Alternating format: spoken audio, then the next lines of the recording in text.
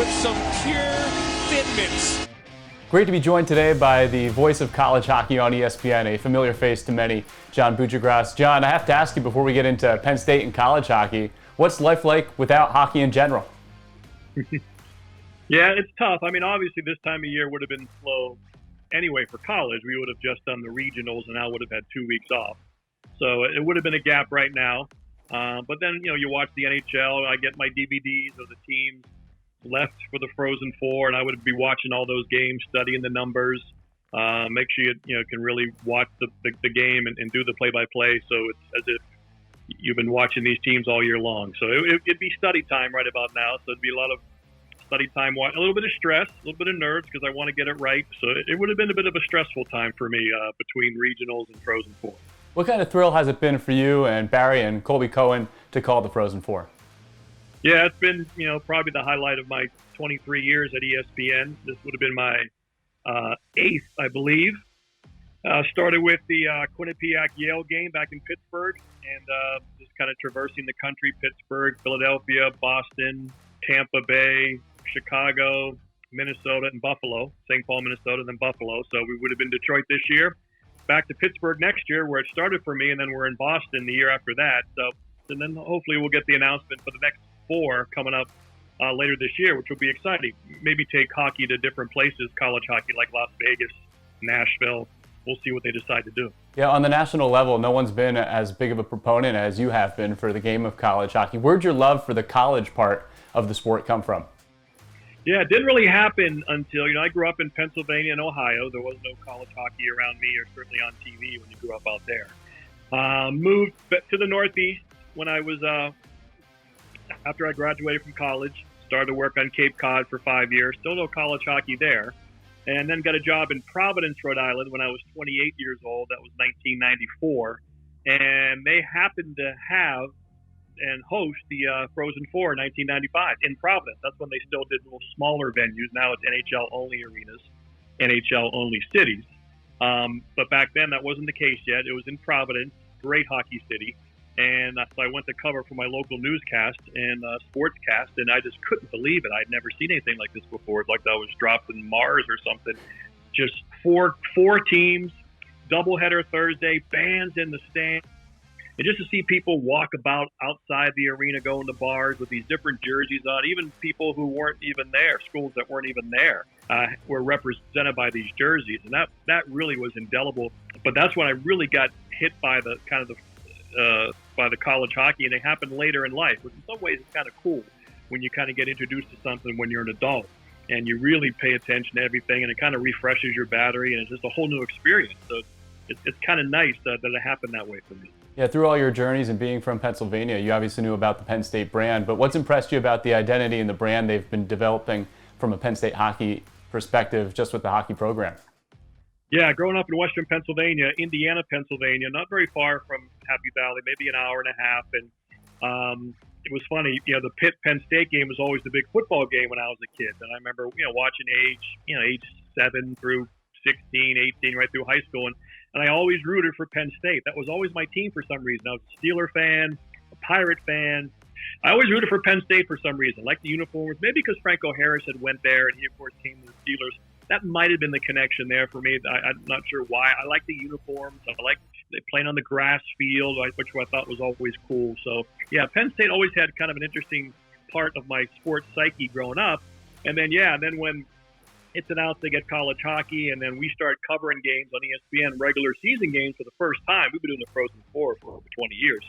But we had never covered regular season games. And suddenly it just popped out like an Easter egg one year. This is awesome. We're going to do 4 or 5 regular season games, and I'm going to get to call these games. And luckily, those first 2 years, we kept going to Penn State 2 times every year. So it was awesome. And for me, I would drive. I'd leave my house right here where I am in Connecticut, and I'd drive the game because it's easier than flying to Philadelphia, than changing planes and flying and renting a car. I can jump in the car and be at school in 5.5 hours from here. So it was great. It was a nice little road trip. And then after the game, those games tend to be at 5 or 6 o'clock. I would have jumped my car. I'll be on my own bed by midnight. So it was. I really enjoyed, by the whole Penn State experience. The student section's already a top 5 student section in the country, despite the young age of the program. And it's really been impressive. I mean, you can't have a better point man than Guy Gadowski. I think he's NHL caliber head coach material. They're lucky to have him. What a great front man to have. And I hang around Barry Melrose, and he's a Western Canadian guy. And it's tough to beat those guys, man. They're the real deal. A lot of fun. And so yeah, but nothing but impressed with Penn State. Hoping this was going to be a year they make that next step to the Frozen Four, and we can kind of introduce them to the rest of the country.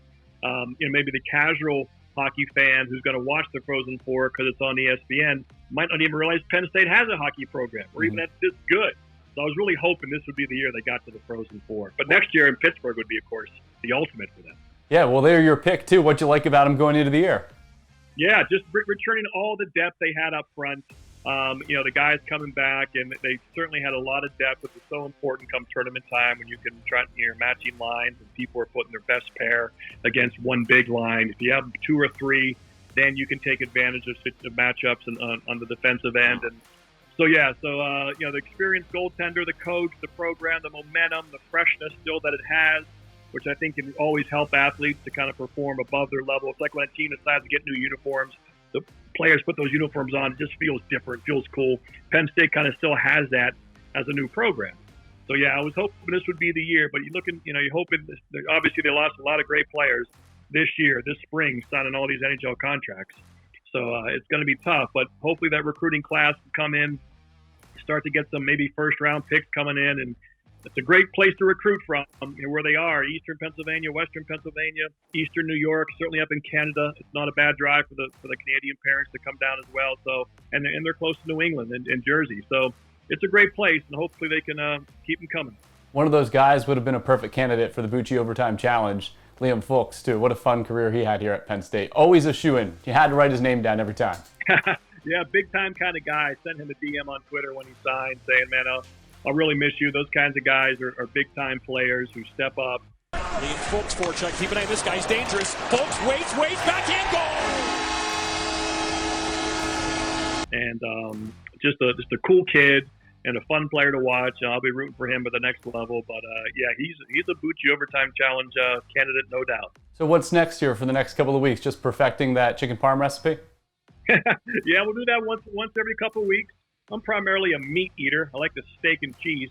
But actually, I'm on the Hobie Baker selection committee, and that we're down to 3 candidates.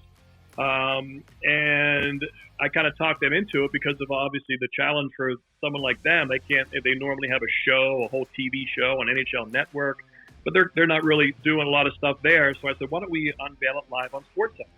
So we're going to do that. I work next on SportsCenter April 11th, 12th, and 13th, working every couple of weeks for 2-3 days in a row. So I said, why don't we do it live on SportsCenter April 11th? We give it a build-up throughout the day on Twitter. And then when the show starts, we can, do some stories. Hey, coming up next, we unveil the Hobie Baker winner, kind of give them like a little mini show within our SportsCenter and unveil the winner that way. So at least, a lot of people will get to see it. Big audience, obviously. And so at least try to do things like that, which can, so to keep these kids who work so hard, to give them, whether it be Scott Prunovich or Swayman or Kawaguchi, whoever wins, they're going to get attention for it and get a nice little presentation. Well, hopefully there's a Penn State guy sometime soon too. Absolutely, it's a great award. It's a cool looking award. It's a great. I'm not a big trophy guy or plaque guy, but if I had ever won that one, that would be the one on the mantle. It's a good looking trophy. The whole Hobie Baker story is unbelievable. For people who are watching this, just Google Hobie Baker, looking for something to do during these times. Find a book or just read an article or. It's really an amazing story. It's a cool award to be named after him. Yeah, guy coached at Hobie Baker Rink for a real long time there. For Princeton, that's right. That's where he came from. So he knows that. He knows that as well. Well, Bucci, wish we were in Detroit. It's great to check in with you. Stay safe.